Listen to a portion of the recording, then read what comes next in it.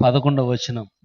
దావీదు పట్టణమందు నేడు రక్షకుడు మీ కొరకు పుట్టి ఉన్నాడు, ఈయన ప్రభు అయిన క్రీస్తు. ఈ యొక్క డిసెంబర్ నెలలో క్రిస్మస్ సీజన్లో ఉన్న మనకి దేవుని యొక్క వాక్య భాగము తెలియజేస్తున్నాడు. దావీదు పట్టణమందు నేడు రక్షకుడు నీ కొరకు పుట్టాడు. రక్షకుడు పుట్టడం గల కారణం ఏంటంటే లూకాసు సువార్త 19వ అధ్యాయము 10వ వచనం రాయబడుచుంది, నశించిన దానిని వెతికి రక్షించడానికి మనుష్య కుమారుడు లోకంలోనికి వచ్చాడు. అంటే ఏదైతే నశించిపోతుందో దాన్ని రక్షించడానికి మనుష్య కుమారుడు లోకంలోనికి వచ్చాడు. మనము పాపంలో ఉన్న వారం కనుక, పాపంలో కనుక మనం ఉన్నట్లయితే మనం నశించిపోయే వారంగా ఉన్నాం కనుక గలతి 4:4 రాయబడుచుంది, కాలము సంపూర్ణమైనప్పుడు దేవుడు తన కుమారుని పంపించాడు. కాలము సంపూర్ణమైనప్పుడు తండ్రి తన కుమారుని పంపించాడు కనుక తండ్రి త్యాగ ఫలమే ఈ క్రిస్మస్. క్రిస్మస్ అంటే క్రీస్తుని ఆరాధించడం. కానీ ఇప్పుడున్న సీజన్లో మనం చూసుకున్నట్లయితే క్రిస్మస్ అంటే క్రీస్తుని ఆరాధించడం, క్రీస్తు కేంద్ర బిందువుగా కనబడట్లేదు. మనకేం కనబడుతుంది? క్రిస్మస్ అంటే సెలబ్రేషన్. క్రిస్మస్ అంటే సెలబ్రేషన్, సంతోషం. ఎవరికి సంతోషం అంటే వ్యాపారం చేసుకునే వాళ్ళకి సంతోషం క్రిస్మస్ అంటే. క్రిస్మస్ అంటే సంతోషం, ఎందుకంటే ప్రతి షాప్ ముందు ఒక క్రిస్మస్ ట్రీ కనపడుతుంది. క్రిస్మస్కి మంచి మంచి ఆఫర్లు పెడతారు. క్రిస్మస్కి మంచి మంచి ఆఫర్లు పెడతా ఉంటారు. మనము ఒక వస్తువు కొందారని వెళ్తే 2 వస్తువులు ఫ్రీగా వస్తాయి క్రిస్మస్కి. కాబట్టి క్రిస్మస్ అంటే వ్యాపారం చేసుకునే వాళ్ళది మాత్రం కాదు. కొంతమందికి క్రిస్మస్ అంటే పిండి వంటలు జ్ఞాపకం వస్తాయి. కాబట్టి ఏం వండుకోవాలని ఆలోచన చేస్తారు. ఎక్కడికంటే క్రిస్మస్ పండుగ వచ్చినప్పుడు ఏ పిండి వంటలు వండుకోవాలి. కాబట్టి క్రిస్మస్ అంటే పిండి వంటలు కాదు. క్రిస్మస్ అంటే గుర్తొచ్చేది కొత్త బట్టలు. క్రిస్మస్ అంటే గుర్తొచ్చేది కొత్త బట్టలు. కాబట్టి ఈ సంవత్సరం పండుగ వస్తుంది కాబట్టి ఏ రేంజ్లో కొందాం బట్టలు, ఎంత డబ్బులు ఖర్చు పెడతాం. కాబట్టి క్రిస్మస్ అంటే కొత్త బట్టలు అయితే కాదు. ఇక్కడ వాక్య భాగం రాయబడుచుంది, క్రిస్మస్ అంటే క్రీస్తుని ఆరాధించడం. ఎందుకు ఆరాధించాలంటే ఆయన రక్షకుడు ఈ లోకంలో జన్మించాడు కనుక దావీదు పట్టణం మందు రక్షకుడు మీ కొరకు పుట్టాడు. కాబట్టి రక్షకు పుట్టడం గల కారణం ఏంటంటే తండ్రి త్యాగం చేస్తాడు. తండ్రి తన కుమారుని పంపించాడు ఈ లోకంలోనికి. ఎందుకంటే మన తరపున మనం ఉండవలసిన స్థానంలో నీ తరపున ఆయన తన ప్రాణమును పెట్టాడు. దేవుడు లోకమును ఎంతో ప్రేమించి తన కుమారుని లోకంలోనికి పంపించాడు. గల కారణం ఏంటంటే నువ్వు భరించవలసిన అవమానమును, నువ్వు భరించవలసిన శిక్షను, నువ్వు భరించవలసిన యొక్క పాపమునకు ఫలితమును ఆయన భరించడానికి గల కారణమే ఈ క్రిస్మస్. కాబట్టి క్రిస్మస్ అంటే రక్షకుడు జన్మించడం. కాబట్టి ఈ క్రిస్మస్ జరుపుకొచ్చిన మనము కూడా త్యాగం చేయాలి. ఏం త్యాగం చేయాలో నేర్చుకున్నాం.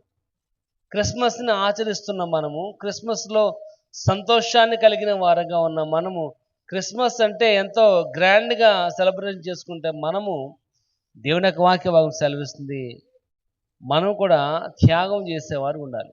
తండ్రి త్యాగం చేశాడు, తన కుమారుని పంపించాడు. ఇక్కడ కుమారుని విశ్వాసం ఉంచిన వాడు నశింపక నిత్య జీవాన్ని పొందుకుంటాం. అదే రక్షణ, అదే క్రిస్మస్. కానీ ఇప్పుడు మనం చూసుకున్నట్లయితే క్రిస్మస్ అనేది బయటికి కనబడుతున్న అపిరెన్స్లోనే చూస్తున్నాం తప్ప ఆధ్యాత్మికంగా క్రీస్తు సెంటర్గా, క్రీస్తు కేంద్ర బిందువుగా కనబడట్లే. ఎంత ఖర్చు పెట్టారు క్రిస్మస్కి, ఎంత లాభం అనేది వచ్చింది, ఏ రకాలైన భోజనాలు వండారు, ఏ రకంగా డ్యాన్సులు వేస్తారో మనం చూస్తున్నాం తప్ప దాంట్లో సబ్జెక్ట్ అనేది మనము పట్టించుకోవట్లే. కానీ దేవుని యొక్క వాక్య భాగం రాయబడుచు, దావీదు పట్టణమందు నేడు రక్షకుడు మీ కొరకు పుట్టి ఉన్నాడు, రక్షకుడు నీ కోసం జన్మించాడు కనుక క్రిస్మస్. ఇక్కడ క్రిస్మస్ అంటే డిసెంబర్లో జరుపుకున్నది కాదు, 365 రోజులు జరుపుకునేదే క్రిస్మస్. కాబట్టి దేవుని యొక్క వాక్య భాగం రాయబడుతుంది. ఏంటి మనం త్యాగం చేయవలసిన వారిగా ఉన్నాం. తండ్రి తన కుమారుని త్యాగం చేశాడు కనుక ఆ క్రిస్మస్ జరుపుకుంటున్న మనము, నీవు ఏమి త్యాగం చేయాలో దేవుని యొక్క వాక్య భాగంలో చూద్దాం. ముందుగా లూకా సువార్త 1వ అధ్యాయము 38 చూద్దాం. 30 నేను ప్రభు దాసురాలను అంటుంది.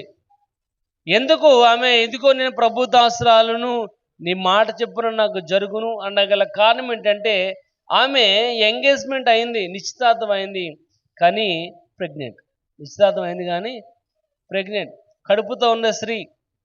ఒకసారి మనం ఆలోచన చేసినట్లయితే కడుపుతో ఉన్న ఏ స్త్రీని ఎవరు కూడా త్వరగా పెళ్ళి చేసుకుంటారు అంతేనా? అంతేనా? చేసుకోరు. ఆలోచన చేస్తారు, ఇదేంటి ఈ నరం లేని నాలుక నానా రకాలుగా మాట్లాడుతూ ఉంటుంది. అమ్మ ఆడితో తిరిగింది, ఈడితో తిరిగింది, అక్కడికి వెళ్ళింది, ఇక్కడికి వెళ్ళింది, కడుపు వచ్చింది, దాన్ని ఎవరు చేసుకుంటారు? దేవుని యొక్క వాక్యం కూడా రాయబడచ్చు. కానీ ఆమె అంటుంది, ఇదిగో నేను ప్రభు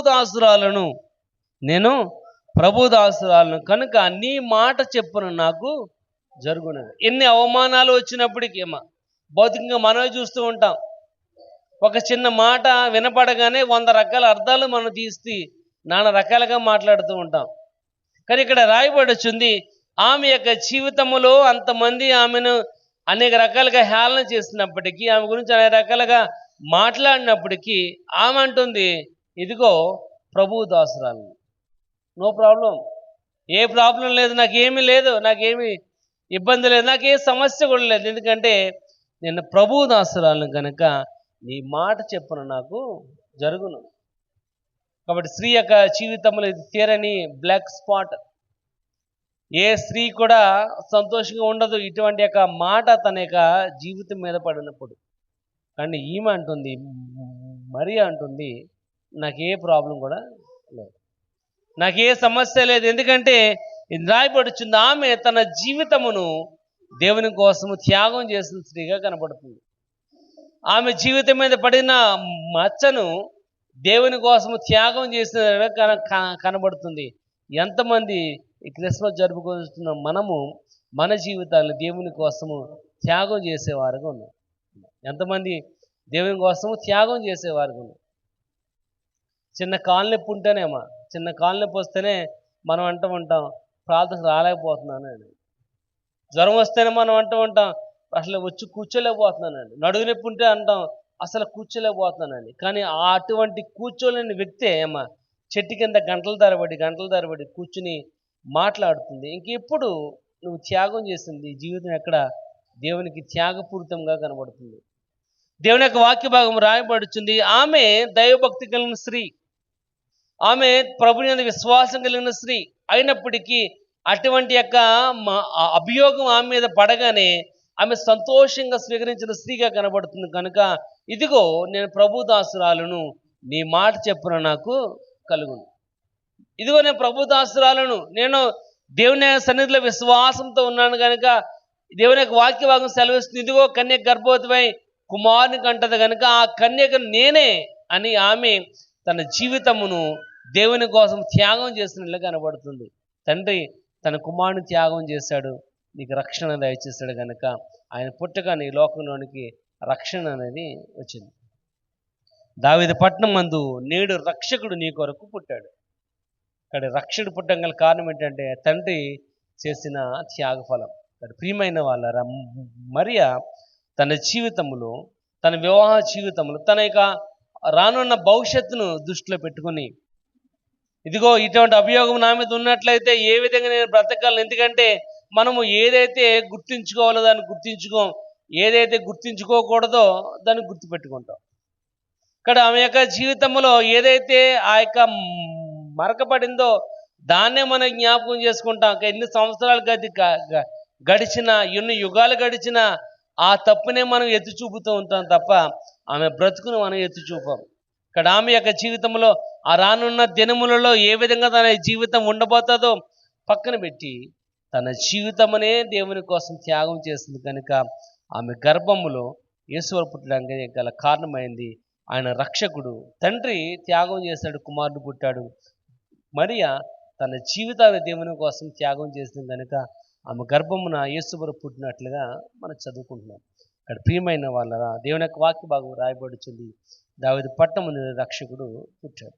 ఎందుకంటే ఆ రోజున ఆమె తన జీవితం దేవుని కోసము త్యాగం చేసింది. ఒకవేళ ఆమె ఇక్కడ 38వ వచనంలో ఇది నా వల్ల కాదు, నాకు కుదరదు అని అందనుకోండి, ఆమె వెంటనే అబార్షన్ చేసేయాలి. వెంటనే అబార్షన్ చేసేయాలి. నా వల్ల కాదు, ఇగో ఇటువంటి యొక్క అవమానాన్ని నేను భరించలేను అని అనుకున్నట్లయితే వెంటనే సూసైడ్ చేసుకోవాలి. అంతేనా? ఇప్పుడు ఇదే యొక్క మచ్చ ఇప్పుడున్న ప్రజెంట్ ఉన్న స్త్రీల మీద పడింది అనుకోండి, వెంటనే వారు వెళ్ళి సూసైడ్ చేసుకుంటారు. దీంట్లో గంగలో నూతిలో దూకెత్తారేమో. ఎందుకంటే ఇది భరించేది మాత్రము కాదు, భరించనిది. కానీ ఆమె తన జీవితమును దేవుని కోసము త్యాగం చేసిన స్త్రీగా కనబడుతుంది. కాబట్టి క్రిస్మస్ జరుపుకుంటున్న మనం కూడా, దేవుని యొక్క వాక్యాన్ని వింటున్న మనము కూడా, యేసుప్రభు యొక్క జన్మదినాన్ని జరుపుకుంటున్న మనము కూడా ఏం చేయాలంటే నీ జీవితమును దేవుని కోసము త్యాగం చేయాలి. అంటే ఏంటి? చచ్చిన బ్రతికిన ప్రభు కోసమే, మన బ్రతికిన చనిపోయినా ప్రభు కోసమే అన్నట్లు ఉండాలి. అవకాశవాదులా కాదు. అవకాశవాదు ఎందుకంటే ఈ అవకాశవాదులు ఏంటంటే ఏ వానకి, ఏ సీజన్కి, ఏ కాలానికి ఆ గొడుగు పట్టేవాళ్ళలాగా ఉంటారు. అందితే జుట్టు, అందకపోతే కాళ్ళు. అది కాదు. ఇక్కడ వాక్య భాగం రాయబడుతుంది, మన జీవితము, నీ జీవితము దేవుని కోసము త్యాగం చేయాలి. అది క్రిస్మస్ అంటే. కాబట్టి త్యాగమే ఈ క్రిస్మస్. కాబట్టి మరియా తన జీవితమును యేసు ప్రభు కోసము త్యాగం చేస్తుంది కనుక ఎన్ని అవమానాలు వచ్చినా, ఇబ్బందులు వచ్చినా, కష్టములు వచ్చినా అవన్నీ కూడా లెక్క చేయలే, డోంట్ కేర్ అంతే. అందుకే ఆమె ధనురాలైంది. కనుక ప్రియమైన వాళ్ళరా, మనం కూడా నీ యొక్క జీవితమును దేవుని కోసము త్యాగం చేయాలి. నేను ఎక్కడున్న దేవుణ్ణి స్తుతించాలి, నేను ఎక్కడున్న దేవుణ్ణి ఘనపరచాలనే త్యాగపూరితమైన ఆలోచన కలిగిన వారికి ఉండాలి. రెండోది మనం చూద్దాం, మత్తయి సువార్త 1వ అధ్యాయం చూద్దాం, 19వ వచనం. యేసేపుకి ప్రదానం చేయబడి ఉంది, ఎంగేజ్మెంట్ అయింది. ఎంగేజ్మెంట్ అయిన తర్వాత ఈ విషయం తెలిసింది. ఏ విషయం అంటే నీకు ఎంగేజ్మెంట్ అయిన అమ్మాయి ప్రెగ్నెంట్ అని. ఎంగేజ్మెంట్ అయిన అమ్మాయి ప్రెగ్నెంట్ అనే విషయం తెలిసింది. కనుక ఇక్కడ రాయబడుచుంది, భర్త అయిన యేసేపు నీతిమంతుడే, అతని మీద ఏ దోషం అనేది లేదు, నీతిమంతుడు. కాబట్టి నిజాయితీగా బతికినవాడు, దేవుని యొక్క సన్నిధిలో దేవుడు అంటే అతనికి నమ్మకం కలిగిన వ్యక్తి యొక్క జీవితంలో ఒక స్పాట్ ఏంటంటే ఎవరినైతే ఎంగేజ్మెంట్ చేసుకున్నాడో ఆ స్త్రీ ప్రెగ్నెంట్. ఏ మగవాడు కూడా, ఏ పురుషుడు కూడా ప్రెగ్నెంట్గా ఉన్న స్త్రీని పెళ్లి చేసుకోడు. ఏ స్త్రీ కూడా అటువంటి అభియోగం తన మీద పడిందంటే అసలు ఒప్పుకోడు.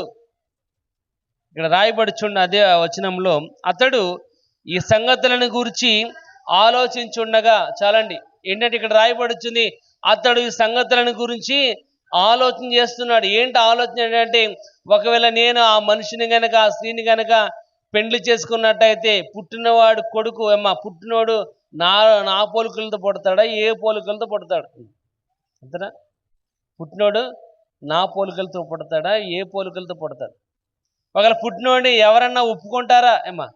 ఎవరన్నా ఒప్పుకుంటారు? మన గర్భం పుట్టకుండా మనము పెంచుకున్నప్పటికీ ఎంత వాడిని మన సొంత కొడుకులా చూసుకున్నాం మనం అంటూ ఉంటాం, ఏమని? వాడు పెంచుకున్నాడమ్మా. దేవుని యొక్క వాక్య భాగం రాయబడుచుంది, అతడు ఆ సంగతుల గురించి ఆలోచన చేస్తూ, నేను నీతిమంతుడై ఉన్నప్పుడు నాకు ఈ యొక్క అవమానం ఏంటి?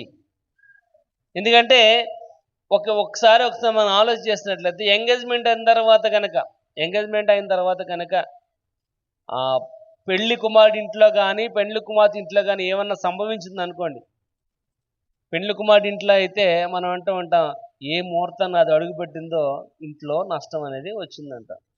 అదే పెళ్లి కుమారుడి ఇంట్లో అంటాం, ఏ ముహూర్తాన ఆ అబ్బాయి మా ఇంట్లో అడుగెట్టాడో మాకు నష్టమేనమ్మా అంటాం మనం. కాబట్టి ఇక్కడ రాయబడుచుంది, అవమానం అతను భరిస్తున్నాడు తన యొక్క వివాహ జీవితం. ఎందుకంటే రేపొద్దున్న పెళ్ళి అవ్వాలంటే ఆలోచిస్తారు, రేపొద్దున పెళ్ళి అవ్వాలంటే ఆలోచన చేస్తారు. ఇదేంటి? ఇటువంటి వ్యక్తికి మనం ఇచ్చినట్లయితే మన కుటుంబానికి కూడా ఇటువంటి చెడ్డ పేరు వస్తుందేమో. ఏ రకంగా ఆ యొక్క పదాన్ని మనం జీర్ణించుకోవాలంటే చాలా కష్టం. ఇక్కడ రాయబడుచుంది, యేసేపు తన వివాహ జీవితమును దేవుని కోసము త్యాగం చేసిన వాడుగా కనబడుతున్నాడు. వివాహ జీవితము మనం కూడా మనకి వివాహ జీవితమును కుటుంబ దేవుని కోసము త్యాగం చేయాలి. అందుకంటున్నాడు, నాకంటే ఎక్కువగా మీరు ఎవరిని కూడా ప్రేమించడానికి వీల్లేదు. తల్లిదండ్రులను ప్రేమించకూడదు. తల్లిదండ్రులు కానీ, అన్నదమ్ములు కానీ, అక్క చెల్లెలు కానీ, బంధువులు కానీ, అన్నదమ్ములు కానీ, నాకంటే ఎక్కువగా మీరు ఎవరిని ప్రేమించినప్పటికీ మీరు నాకు పాత్రులు కాదు. అంటే మన వివాహ జీవితము దేవుని కోసము త్యాగం చేయాలి. ముందు దేవుడు, తర్వాత మిగతావన్నీ. ముందు దేవుడు. కానీ మనం ఏం చేస్తున్నాం, ముందు ముందు ఏం చేస్తున్నాం, ముందు మన కుటుంబాన్ని పెడతా ఉంటాం. మా కుటుంబంలో చాలా మంది చిన్నపిల్లకి బాగలేదండి, పెద్ద పిల్లకి బాగలేదండి, లేదా వాళ్ళు జ్వరవండి, వీళ్ళు జ్వరవండి అని మనం ఈ బెగ్గొట్టేస్తాం. దేవుని యొక్క సన్నిధిలో వాక్య భాగం సెలవిస్తుంది, మన కుటుంబాన్ని దేవుని కోసం త్యాగం చేయాలి. కానీ మనం చేసేవారు ఉంటున్నామా? ఉండట్లే. ఎందుకంటే క్రిస్మస్ జరుపుకుంటున్నాం కానీ త్యాగం అనేది ఎక్కడ కనబడట్లేదు. తండ్రి త్యాగం చేసి తన కుమారుని పంపించాడు. ఎందుకంటే ఆ యొక్క పాపానికి పరిహార్థం ఏంటంటే చావు, చనిపోవడం. పాపంలో వచ్చే జీతం మరణం. కాబట్టి వచ్చిన కుమారుడు చనిపోవాలి. కాబట్టి ఎవరైనా మీ కుమారుని చనిపోవడానికి ఇవ్వండి అంటే ఎవరైనా ఇస్తారా? ఎవరు ఒప్పుకోరు. ఎందుకంటే అవసరమైతే ఇంకో సంఘానికి వెళ్ళిపోతాం తప్ప ఈ మాట మేము వినం, మాకు జీర్ణించుకోలేము అంటాం, ఇంకో చోటకి వెళ్ళిపోతాం. కానీ దేవుని యొక్క వాక్య భాగం రాయబడి వచ్చింది, వారు ఆ యోసేపు తన వివాహ జీవితమును దేవుని కోసం త్యాగం చేసినట్టుగా కనబడుతుంది. ఎందుకంటే యోసేపు నీతిమంతుడై ఉండి ఆమెను అవమానపరచిన వాళ్ళక రహస్యముగా ఆమెను విడనాడు ఉద్దేశించాను. అంటే ఏంటి అతను కూడా మనలాగానే దూరంగా పారిపోదాం అనుకున్నాడు. రహస్యంగా ఆమెను వెళ్ళిపోయినట్లయితేనే నా మీద ఆ చెడ్డ మాట అనేది ఉండదు అని అనుకున్నాడు. కానీ దూత బలపరచడం ద్వారా యెహోవా కలిగినది ఇది ఎవరి వలన కాదు అనే ఎప్పుడైతే మాట చెప్పబడిందో ఆ మాట మీద నమ్మకం ఉంచి తన వివాహ జీవితం ఏమైనా పర్లేదు అనుకుని దేవుని కోసం త్యాగం చేసిన వాడుగా కనబడుతున్నాడు. కానీ ప్రియమైన వాళ్ళరా, మనం కూడా దేవుని కోసము మన కుటుంబ జీవితం త్యాగం. ముందు దేవుడు, ముందు ఆయన, తర్వాత మిగతావన్నీ. అందుకే అంటున్నాడు 6వ అధ్యాయం 33వ వచనంలో, మొదట నీతిని రాజ్యమును మొదట వెతకాలి, తర్వాత ఇవన్నీ కూడా మీ యొక్క జీవితంలో యాడ్ అవుతాయి. మొదట ఏం చేయాలంటే ఆయన నీతిని, ఆయన రాజ్యాన్ని వెతకాలి. కాబట్టి యోసేపు ఆ విధంగా కలిగిన వాడుకున్నాడు కనుక తన కుటుంబ జీవితం దేవుని కోసము త్యాగం చేసిన వాడు కనబడుతున్నాడు. మూడవది చూద్దాం, లూకాసు సువార్త 2వ అధ్యాయము 10వ వచనం చూద్దాం. లూకాసు సువార్త 2వ అధ్యాయం. అయితే ఆ దూత, భయపడకుడి, ఇదిగో ప్రజలందరికీ కలగబోవు మహా సంతోషకరమైన శుభవర్తమానం నేను మీకు, ఇక్కడ రాయబడి మూడవది 8వ వచనంలో కనబడుతున్నారు. ఆ దేశంలో కొందరు గొర్రెల కాపరులు పొలములో ఉండి రాత్రి వేళ తమ మందను కాచుకొనుచున్నారు. ఎక్కడున్నారంటే వీళ్ళు పొలంలో ఉన్నారు. ఎవరు? గొర్రెల కాపరులు. ఒకసారి మనం ఆలోచన చేసినట్లయితే ఒక గొర్రె 10,000 అనుకోండి, ఒక మేక 10,000 అనుకుందాం, 10,000 వాల్యూ చేస్తుంది అనుకోండి. అదే 100 గొర్రెలు ఉన్నాయి అనుకోండి, 100 మేకలు ఉన్నాయి అనుకోండి, ఎంత ఆదాయం? అర్థమైందా అమ్మ? నా మాట అర్థమైందా? ఒక వ్యక్తికి 100 గొర్రెలు ఉన్నాయి, ఒక వ్యక్తికి 100 గొర్రెలు, ఒక్కో గొర్రె 10,000 వాల్యూ అనుకుందాం. ఇప్పుడు అతని దగ్గర ఎంత ఉన్నాయి? 100 గొర్రెలు ఉన్నాయి. ఎంత? 10 లక్షలు. ఆడు గొప్పడా మనం గొప్పడా? మనం రోజు కష్టపడితేనే కానీ 100 రూపాయలు తెచ్చుకున్నా కానీ మన దగ్గర ఏముండదు? తిండి ఉండదు. 100 రూపాయలు తెచ్చుకున్నా కానీ మనకు ఆహారం ఉండదు. కానీ వాడు 100 గొర్రెలు వేపుతున్నాడు, మనకన్నా నీట్గా ఉంటాడాడు? మనకన్నా నీట్గా ఉంటాడా? ఓ భుజం మీద టవల్ వేసుకుని, నెత్తి మీద తలబాగా కట్టుకుని ఓ బాటిల్ అట్టుకుని, ఒక కర్ర చెట్టుకుని, వాడు ఒక కర్ర అట్టుకుని వెళ్ళిపోతాడు. కానీ మనం నీట్గా డ్రెస్అప్ అయ్యి ఆడికన్నా బాగుంటాం మనం. కానీ ఎవడు గొప్పడంటే మనకన్నా వాడే. వాడి దగ్గర 10 లక్షలు ఉన్నాయి, మన దగ్గర 1,00,000 రూపాయలు కూడా లేదు. 1,00,000 రూపాయలు ఉన్నాయి ఎక్కడంటే అప్పులో ఉన్నాయి. ఇక్కడ అప్పు కట్టాలి మనం, ఆడి దగ్గర లాభం ఉంది. కాబట్టి ఇక్కడ రాయబడుచుంది, ఆ దేశంలో కొందరు గొర్రెల కాపరులు పొలములో ఉండి రాత్రి వేళ తమ మందను కాచుకొంచున్నారు. ఎందుకు మందను కాస్తున్నారంటే అది పండగ సీజన్ కనుక ప్రతి వాళ్ళు కూడా వారి యొక్క జీవితంలో ఉన్న యొక్క పాపములో నుండి విడుదల పొందాలంటే వారి గొర్రెపిల్లను బలివ్వాలి. గొర్రెపిల్లను బలిచ్చినట్లయితే వారి పాపములో నుండి వారు విడుదల పొందుతారు కనుక వారు గొర్రెల అవసరం, గొర్రెపిల్లల అవసరం కనుక వారు వ్యాపారం చేసుకునే వాళ్ళు అయి ఉండవచ్చు. కనుక ఆ యొక్క అరణ్యములో వారు గొర్రెలు మేపుతున్నారు, గొర్రెలు కాస్తున్నారు. ఎందుకంటే తెల్లారితే వారి గొర్రెలు అవసరం ఉంటే ఎవరైనా కొనుక్కున్న వాళ్ళకి వస్తే వాళ్ళు అమ్మడానికి కావచ్చు. రాయబడి వచ్చింది, ఆ గొర్రెలు కాచుకున్న వ్యక్తుల దగ్గర దూత వచ్చి అంటుంది, ఇదిగో భయపడకుడి, ప్రజలందరికీ కలుగబో మహా సంతోషకరమైన వర్తమానం మీకు తెలియజేస్తున్నా. ఏంటంటే అది దావీదు పట్టణం రక్షణ మీ కొరకు పుట్టి ఉన్నాడు. ఇక్కడ గొర్రెలకి ఈ యొక్క మెసేజ్ వెళ్ళింది. గొర్రెల దగ్గరికి, గొర్రెలు కాసులు కాపాడుకొని ఆ మేపుకునే వారి దగ్గరికి ఈ యొక్క వర్తమానం వెళ్ళింది. ఏంటంటే యేసు రక్షకుడు పుట్టాడంట అని.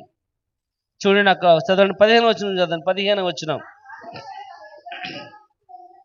వెళ్ళిన తర్వాత ఈ జరిగిన కార్యమును ప్రభు మనకు తెలియజేయించి ఉన్నాడు. చాలండి.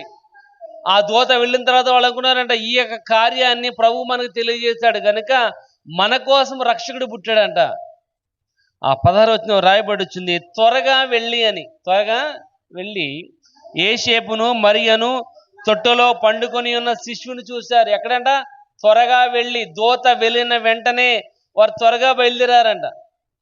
దూత వెళ్ళిన వెంటనే వారు త్వరగా బయలుదేరారు.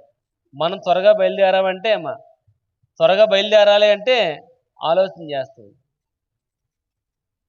అక్కడ వారు త్వరగా వెళ్ళారని రాయబడి, దూతలు వెళ్ళిన వెంటనే వారు బయలుదేరారు. ఎక్కడికి? యేసు ప్రభువుని చూడడానికి వాళ్ళు బయలుదేరారు. అది ప్రియమైన వాళ్ళరా, వారు వెళ్ళడానికి గల కారణం ఏంటంటే వారు డబ్బుని లెక్క చేయలేదు. అక్కడ వారికి ఉన్న ఆదాయం లెక్క చేయలేదు. నేను చెప్పాను కదా, ఒక గొర్రె 10,000 అనుకోండి, 100 గొర్రెలు ఉంటే 10 లక్షలు. 10 లక్షలను వాళ్ళు ఏం చేస్తారు? ఆఫ్టర్ ఆల్ అనుకున్నారు. అదే 10 లక్షలు మన దగ్గర ఉన్నాయి అనుకోండి అమ్మ, 10 లక్షలు మన దగ్గరే ఉన్నాయి అనుకుందాం, బీదవాళ్ళే పెట్టి వచ్చేసాం అనుకోండి, మనం ఇక్కడే ఉండి ఆలోచన చేస్తూ ఉంటాం, అయ్యో మా తలుపు అంత గట్టిగా ఉండేది కాదేమో, మా తలుపు అంత గట్టిగా ఎవరు తోసినా వచ్చేది గొళ్ళు, ఎవరు తోసినా గొళ్ళు వచ్చేది. ఇప్పుడు ఎవరన్నా వచ్చి డబ్బులు తీసుకుని వెళ్ళిపోతే అమ్మ, ఏంటి నా పరిస్థితి, ఏంటి నా పరిస్థితి. ఎన్నోసార్లు ప్రార్థనలు ఉండగా అక్కడ గుణపాలతో బీరోలు ఎత్తేసిన రోజు మనకు బాగా తెలుసు. కాబట్టి వాళ్ళ ఉన్న ఆలోచన ఏంటి అమ్మ, నేను ఎక్కడే ఉన్నాను, ఆ డబ్బులు ఏమైపోతాయి, అది అక్కడ పైన పెట్టాను, కింద పెట్టాను, మా ఆర్మర్లు పెట్టాను, ఇక్కడ పెట్టాను, ఒకవేళ తీసేసారేమో అమ్మ. ఇప్పుడు మన ఆలోచన అంతా ఎక్కడుంటుంది? ఆ డబ్బుల మీదే ఉంటుందమ్మా. ఒక ఆవిడ ఉండేదమ్మా, ఒక ఆవిడ ఉండేది, అయ్యి బాబాయ్ ఈ ₹1,00,000 దాయండి మీ దగ్గర అండి. ఏమ్మా అంటే, డబ్బులు ఉంటుంది నాకు అమ్మా, కంటి మీదకి ఏం రాదంట, నిద్ర రాదు అమ్మ. అవునా కదా? బీరువాళ్ళు డబ్బులు ఉన్నాయి అనుకోండి, మనం పడుకోగలమా? పడుకోలేము. ఏ కళ్ళు మూసుకోండి, ఎవడో నెత్తి మీద రాయేసి డబ్బులు ఎత్తుకు వెళ్ళిపోతాడో అని ఏం చేస్తాం, మనకి భయం. ఇప్పుడు ఏం చేస్తూ ఉంటాం, మాకు ఇచ్చేది అమ్మ అంటే, అవి నీ దగ్గర పోయినా పర్లేదు, ఎందుకంటే మేము కట్టగలం కాబట్టి అమ్మ, అంతేనా? కానీ ఇక్కడ వాక్య భాగం రాయబడచ్చు, డబ్బులు ఉంటే మనకి ఏంటంట అమ్మ, ప్రశాంతంగా పడుకోలేం. కానీ వాళ్ళు ఏం చేశారంటే అటువంటి డబ్బుల్ని వాళ్ళు పక్కన పడేశారమ్మా. ప్రతి గొర్రె కూడా డబ్బే. మనం అనుకుంటూ ఉంటాం ఏ చిచ్చి అనుకుంటూ ఉంటాం, కానీ వాళ్ళ దగ్గర ఉన్న ప్రతిది కూడా డబ్బే. కాబట్టి వాళ్ళు తన ధనాన్ని దేవుని కోసము త్యాగం చేసిన వారు కనబడతారు. వారు త్వరగా వెళ్ళి అని ఉన్నారు ఇక్కడ, వారు త్వరగా వెళ్ళి. కాబట్టి వాళ్ళందరూ ఎవరైతే ఆ గొర్రెల మందని కాస్తున్నారో వాళ్ళందరూ కూడా త్వరగా వెళ్ళి ఆ పరుండి ఉన్న యేసు ప్రభువుని చూస్తున్నట్లుగా కనబడుతుంది. వాళ్ళు వెళ్ళినప్పుడు ఈ గొర్రెల దగ్గర ఎవరు కూడా కాపలా పెట్టి ఉండరు, ఎందుకంటే వాళ్ళందరికీ వెళ్ళారు, వాళ్ళందరూ కూడా చూడడానికి వెళ్ళారు. కాబట్టి ఈ గొర్రె పోయినా పర్లేదు, ఎందుకంటే గొర్రెలను ఇచ్చేవాడు అక్కడ ఉన్నాడు. మనం కూడా మన యొక్క జీవితంలో ఆలోచన చేస్తాం, వాడిచ్చే ఆ యొక్క ₹100 కూలి పని కోసం, ₹100 కూలి పని కోసం అవసరం ప్రార్థన ఎగ్గొట్టేస్తాం మనం, పోతే పోయిన ప్రార్థన. కానీ అటువంటి సమయం మళ్ళీ మన యొక్క జీవితంలో రావాలంటే రాదు. కాబట్టి సమయాన్ని ఇచ్చేవాడు దేవుడు. కాబట్టి మనం ఆయనకి కృతజ్ఞత కలిగిన వారుగా, ఆయన మీద ఆధారపడిన వారుగా ఉండాలి. కాబట్టి ఆయన ఎప్పుడైతే మనం ఆయన పని చేస్తామో దేవుడు మన పని చేస్తాం. మనం ఏం చేస్తుంటే మనం స్వార్థపూరితంగా ఆలోచన చేస్తుంటాం. కాబట్టి మనము మన డబ్బుని ఖర్చు పెట్టడానికి ఆలోచన చేస్తూ ఉంటాం. మనము మన డబ్బు మీద ఆధారపడుతూ ఉంటాం. అయ్యో ఈ ₹100 మనము రాకపోయినట్లయితే ఏంటి మన పరిస్థితి. ఇంకా మా యొక్క ఇంటికాడ ఉంది, ఫుల్ బిజీగా పెళ్లి పనులు చేసుకుంటాం కళావతి. ఎందుకంటే మనం అనుకుంటూ ఉంటాం ఇదే సర్వస్వం, ఇదే శాశ్వతం అని. కానీ దేవుని యొక్క వాక్య భాగం రాయబడుతుంది, డబ్బు కన్నా శాశ్వతం ఏంటంటే డబ్బు ఇచ్చేవాడు శాశ్వతం అని. ఆయన నేడు నిరంతరము ఏకరీతిగా ఉన్నవాడు. ఆయన మీద నువ్వు ఆధారపడినట్లయితే తప్పకుండా నీ కార్యాన్ని నెరవేర్చేవాడు కూడా. చూడండి 1వ రాజుల గ్రంథము చూద్దాం, 3వ అధ్యాయము. 1 రాజుల గ్రంథము 3వ అధ్యాయం. 1 రాజుల గ్రంథము 3వ అధ్యాయం 5వ వచనం. గిబియోనులో యెహోవా రాత్రి వేళ స్వప్నమందు సొలొమోనుకు ప్రత్యక్షమై, నేను నీకు దేన్ని నిచ్చుట నీకు ఇష్టము? సొలొమోను అడిగాడు దేవుడని యెహోవా ఏమని? నేను నీకు ఏది ఇచ్చుట ఇష్టం, నీకు ఏం కావాలని అడిగాడు. అమ్మా అదే ప్రశ్న గనక ఈ రోజు గనక దేవుడు వచ్చి అమ్మా నీకేం కావాలని మనల్ని అడిగితే మనం అడిగే మాట, అయ్యగారు నాకు సరైన ఇల్లు లేదండి, ఒక డూప్లెక్స్ ఇల్లు కావాలి. ఏం కావాలి? డూప్లెక్స్ ఇల్లు. అయ్యగారండి మా ఇంటికాడ మా అబ్బాయి తిరుగుతాకి కారు లేదండి, ఒక మంచి కారు కావాలండి, ఒక మంచి బుల్లెట్ కావాలి. నేను కాలు కింద పెడితే దాసోపడి దాసులు కావాలేమో. అంతేనా? మనం ఒకసారి అనుకుంటూ ఉంటాం, నేను ఒక ఇద్దరు పని మనిషిని పెట్టుకుంటే బాగుండు. ఆ రోజు మా అమ్మ మా నాన్న చెప్పిన మాట వినలేదు అమ్మ, ఆ రోజు వాళ్ళ మాట వింటే నాకెంత సాకిరీ తప్పేది అమ్మ అంటాం. మనం అంటాం, ఎందుకంటే మనం ఎంత కష్టపడినా దానికోసం. నిద్రహాలు మానేసి రాత్రి పగలనగా పనిచేసి దేనికోసం? ఆహారం కోసం, డబ్బుల కోసం, దాచుకోవడానికి కాదు, తినడానికి కోసమే. కాబట్టి నిజంగా దేవుడు ప్రత్యక్షమై అమ్మ మీకు ఏం కావాలంటే రకరకాలన్నీ అడిగేవారుగానే ఉన్నాం. నేను కూడా అడుగుతాను, నాకు కారు కావాలి అని, ఎందుకంటే నాకు అవసరం ఉంది. కానీ ఇక్కడ వాక్యం ఇక్కడ రాయబడుచుంది. కానీ సొలొమోను ఏమాడో చూడండి, 9వ వచనం చదువుకుందాం.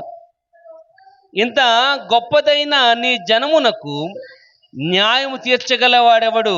కాబట్టి నేను మంచి చెడ్డలను వివేచించి నీ ప్రజలకు న్యాయం తీర్చినట్లు నీ దాసుడైన నాకు వివేకం గల హృదయమును దయచేయమని. ఏమడిగాడంట?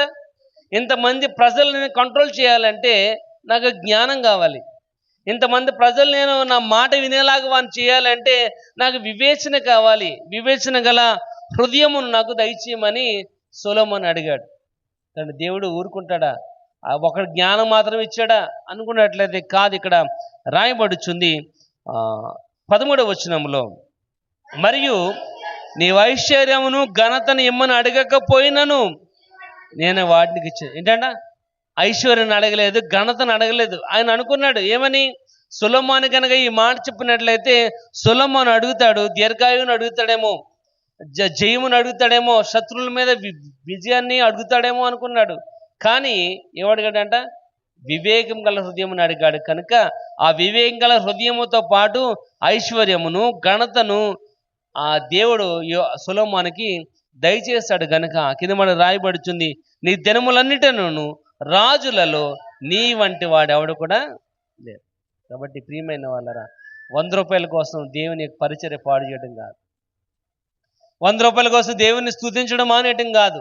ఆ 100 రూపాయలు ఇచ్చేవాడిని మనము ఆరాధించినట్లయితే అమ్మా 1000 రూపాయలు దేవుడు మనకి దయచేస్తాడు. అందుకే అంటున్నాడు, ఇష్టపూర్వకంగా ఇవ్వమని చెప్తున్నాడు, సణుక్కోకుండా ఇవ్వాలి. మన దేవుని యొక్క పరిచర్య నిమిత్తం ఇవ్వాలంటే సణుక్కుంటాం. ఎందుకు సణుక్కుంటాం అంటే, ఈ 100 ఇచ్చేస్తే ఏంటి నా పరిస్థితి, ఈ 100 ఇచ్చేస్తే ఏంటి, నేను ఏం తినాలి రాత్రికి? కానీ దేవుని యొక్క వాక్య భాగం రాయబడుచుంది అమ్మ ఏంటంట?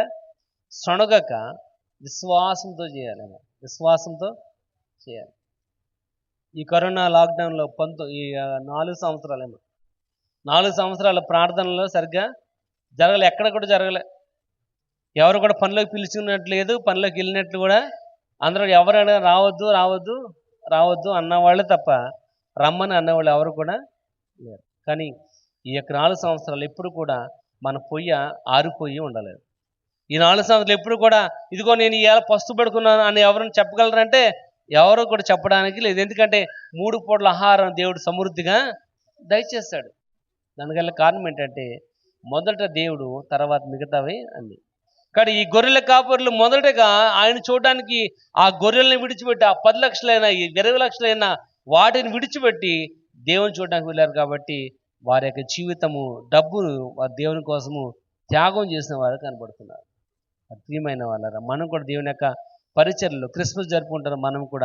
మనం కూడా దేవుని కోసము త్యాగం చేసేవారు ఉండాలి. ఆ గొర్రెల కాపరులు ఏ విధంగా త్యాగం చేస్తారో ఈ ఉదయకాల సమయంలో వాక్యం వింటున్న మనం కూడా నీ యొక్క జీవితం కూడా దేవుని కోసం త్యాగం చేస్తున్నట్లు ఉన్నట్లయితే నీ జీవితంలో ఆయన పుడతాడు. ఆయన పుట్టడమే క్రిస్మస్. ఇది 1 రోజు 2 రోజు జరుపుకునేది కాదు, సంవత్సరం అంతా నువ్వు బ్రతికినంత కాలం కూడా జరుపుకున్నదే క్రిస్మస్. దావీదు పట్టణమందు నేడు రక్షకుడు మీ కొరకు పుట్టి ఉన్నాడు. 4వది చూద్దాం, మత్తయి సువార్త 2వ అధ్యాయం 1వ వచనం.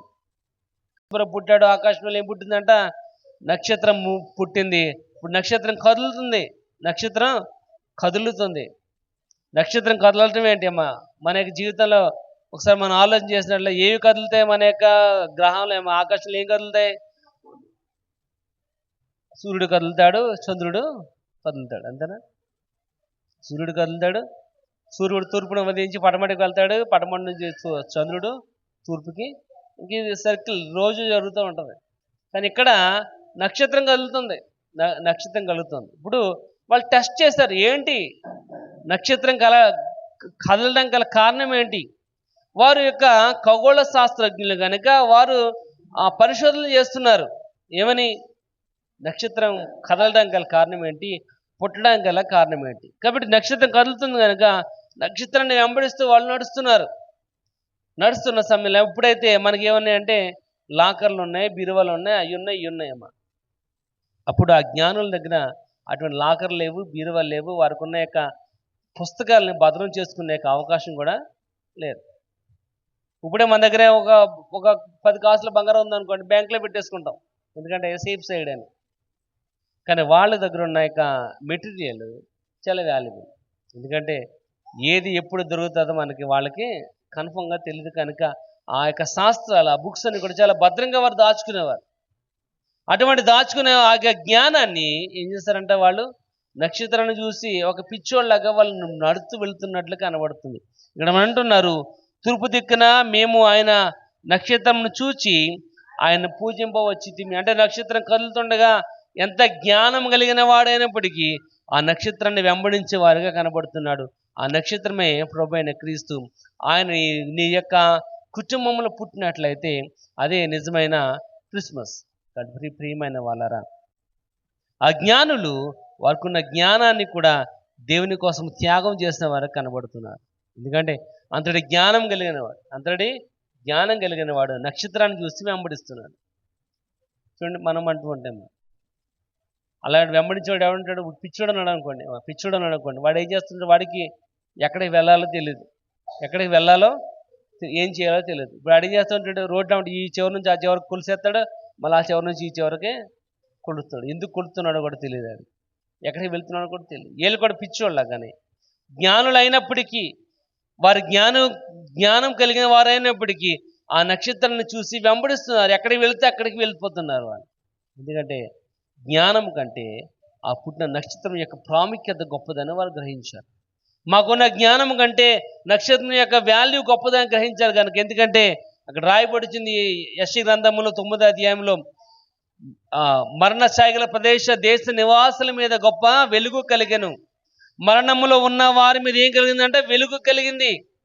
కాబట్టి ప్రియమైన వాళ్ళరా, ఆ వెలుగే ప్రభువైన క్రీస్తు. నేను లోకమునకు వెలుగై ఉన్నాను కనుక నాలో ఉండేవాడు ఎంత మాత్రం చీకట్లో ఉండక వెలుగులోనే ఉండును అని. కాబట్టి ప్రియమైన వాళ్ళరా, అటువంటి వెలుగును, ఆ నక్షత్రమును వారు గ్రహించారు కనుక వారి జ్ఞానమును కాదనుకుని యేసు ప్రభువుని వెంబడించిన వారుగా కనబడుతున్నారు. ఈ దినమున తండ్రి తన కుమారుని త్యాగం చేస్తాడు కనుక నువ్వేం త్యాగం చేయబోతున్నావు ఈ సంవత్సరంలో?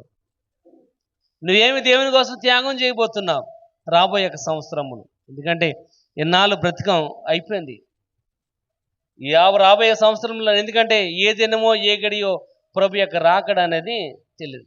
నిమిషం మాత్రము ఉంటా మన యొక్క జీవితం యొక్క విలువ. కాబట్టి ఏ క్షణం మనం ఎలా ఉండబోతామో కూడా తెలియదు. నిన్న మధ్యాహ్నము దేవరపల్లిలో యాక్సిడెంట్ జరిగింది.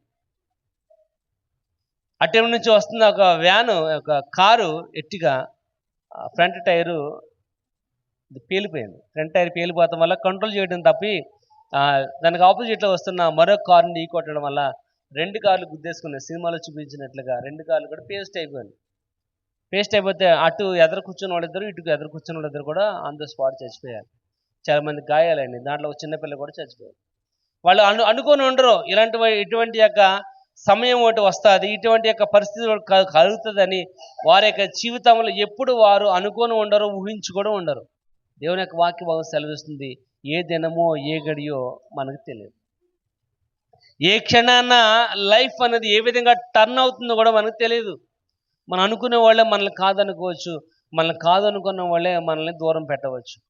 కానీ దేవుని యొక్క వాక్య భాగం రాయబడుతుంది, నీ యొక్క జీవితంలో అటువంటి క్రిస్మస్ కనుక పుట్టాలి అంటే నువ్వు త్యాగం చేసేవారికి ఉండాలి.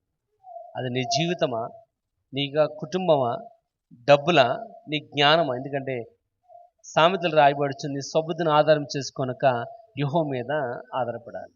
ఇక్కడ మన జ్ఞానము ఆయన జ్ఞానం ముందు పనికిరాదు. నువ్వెంత జ్ఞానముగా మాస్టర్ ప్లాన్లు వేసినప్పటికీ దేవుడు గనక ఒక్క క్షణము గనక తన మాస్టర్ ప్లాన్ కనుక ఇప్పాడంటే దాంట్లో మనం కనబడం అసలు. అంటే ప్రియమైన వాళ్ళారా, దేవుని యొక్క వాక్య భాగం రాయబడుచుంది. నువ్వు ఏమి త్యాగం చేస్తున్నావు దేవుని కోసం? ఇప్పుడు ఇకనైనా మారడానికి ప్రయత్నం చేద్దాం. ఇకనైనా దేవునిలో పరిపూర్ణంగా ఉండడానికి మనము ప్రయాసపడతాం. ఎందుకంటే ఈ రాబోయే 2025 సంవత్సరం ఏ విధంగా ఉండబోతుందో మనం ఊహించలేము కూడా. ఏ విధంగా ఉంటుందో కూడా మనకు తెలియదు. మనం అలాగే అనుకున్నాం 24 ఎలాగుంటుంది అని. ఎన్నో ఇబ్బందులు, కష్టాలు, ఆపరేషన్లు, ఇబ్బందులు, జ్వరాలు, హాస్పిటల్ 10 రోజులు 15 రోజులు హాస్పిటల్లోనే ఉన్నాం మనం. దేవుని యొక్క వాక్యం సెలవిస్తుంది, ఈ రాబోయే సంవత్సరంలో మనము యేసుప్రభు మన యొక్క జీవితంలో పుట్టాలండి. మనం కూడా దేవుని కోసం త్యాగం చేసేవారు. అటువంటి త్యాగపూరితమైన హృదయాన్ని దేవుడు మనకు